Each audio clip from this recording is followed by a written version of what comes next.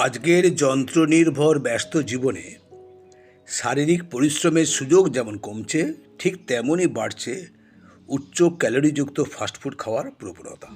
অথচ আমরা মনে মনে সবাই স্বাস্থ্য সচেতন।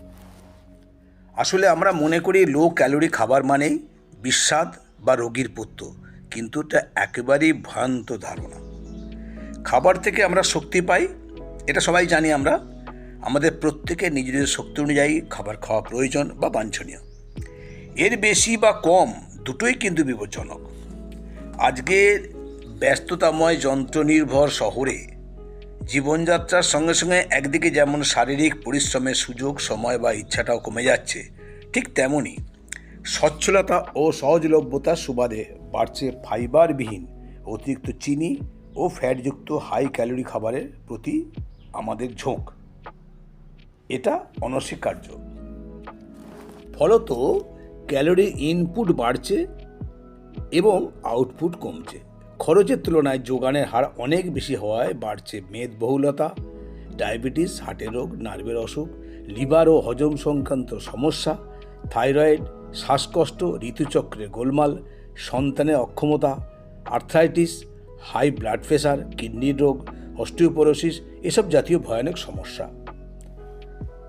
এরা সাইলেন্ট কিলার বা সোচ্চারের জীবন শেষ ঘন্টাটা করে বাজিয়ে দিতে পারে।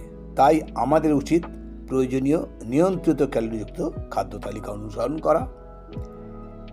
এক্ষেত্রে বলবো যে আমাদের লো ক্যালোরি ফুড একটু ইনটেক করা উচিত।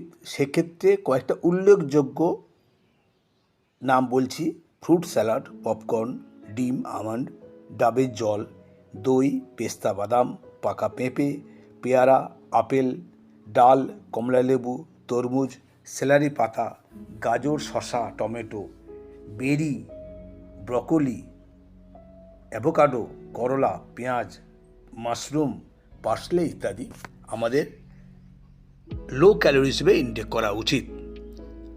আজকে এই পর্যন্তই বললাম। এরপরে আলোচনা আমরা করব যে লো ক্যালোরি কেন, এ নিয়ে আলোচনা করব। চ্যানেলটা সাবস্ক্রাইব করে আমাদের সঙ্গে থাকুন, প্রতিটা পদে থাকুন, প্রতিটা পর্বে থাকুন, শুনতে থাকুন এবং দেখতে থাকুন।